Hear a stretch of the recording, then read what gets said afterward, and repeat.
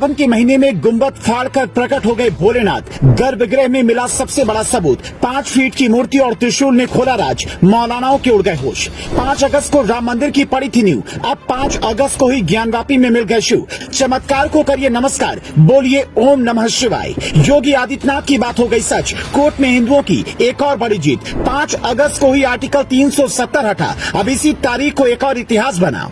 5 अगस्त मोदी, योगी और हर सनातनी के लिए फिर से साबित हुआ लकी। सर्वे में सच आया सामने। मस्जिद के तहखाने में मिले मंदिर के टूटे खंभों के अवशेष। मौलवी मुल्लों की हुई हालत खराब। सताने लगा बाबरी मस्जिद वाला डर। उत्तर प्रदेश में ज्ञानवापी परिसर के सर्वे का काम शनिवार को लगातार दूसरे दिन भी किया गया। सुबह 7 बजे से एएसआई की टीम ने ज्ञानवापी परिसर में सर्वे का काम शुरू किया और दिन खत्म होते ही भगवान भोलेनाथ का चमत्कार भी सामने आ गया। टीम को यहाँ पर ऐसी जानकारी मिली कि परिसर के बाहर मौजूद लोगों ने भोलेनाथ के नारे लगाने शुरू कर दिए। देखते ही देखते लोगों में इतना जोश भर गया कि सब एक दूसरे के साथ सुर में सुर मिलाकर भगवान शिव के नारों में सराबोर हो गए। जैसे जैसे ये नारे खुशी में बदलते जा रहे थे, वहीं दूसरी ओर मुस्लिम पक्ष के कलेजे पर सांप लौट रहा था। इस सर्वे के दौरान कई विपक्षी पहलुओं की जानकारी ली गई।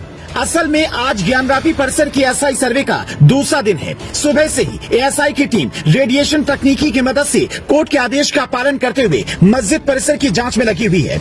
इसी बीच आज प्रशासन के हस्तक्षेप के बाद यहाँ के तहखाने को भी खोल दिया गया, जिसके बाद एएसआई की टीम ने तहखाने के अंदर जाकर वजू खाने को छोड़कर एक एक जगह की बारीकी से जाँच की।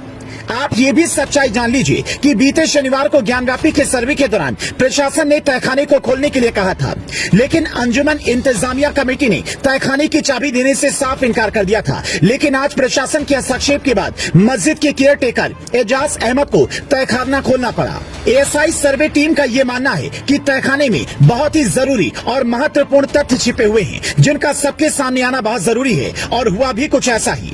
जैसे ही तहखाने का ताला खोला गया, वहाँ का सर्वे किया गया। उसके कुछ ही देर बाद हिंदू पक्ष से जुड़े सूत्रों ने दावा ठोक दिया कि तहखाने के अंदर एक 4 फीट की मूर्ति मिली है, जिस पर कुछ कलाकृतियां हैं। एएसआई टीम यहाँ पर अपने हाईटेक इंस्ट्रूमेंट की मदद से मूर्ति के कालखंड का पता लगा रही है। इतना ही नहीं, अंदर की बात तो यह है कि मूर्ति के अलावा 1-2 फीट का त्रिशूल भी यहाँ से मिला है। इसके साथ साथ 5 कलश और कमल निशान आकृतियां दीवार पर देखी गयी।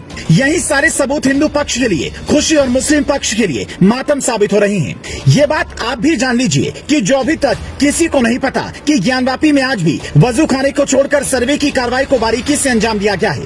बीते कल से अभी तक मस्जिद का रकबा नंबर 9130 के बैरिकेड एरिया में सर्वे की कार्रवाई हो रही थी, जिसके बाद अब एएसआई की टीम तहखाने में पहुंच गई है और वहां से उन सभी सच को बाहर निकालने की कोशिश कर रही है, जिन्हें आज तक एक मस्जिद के नाम पर दबाया हुआ था।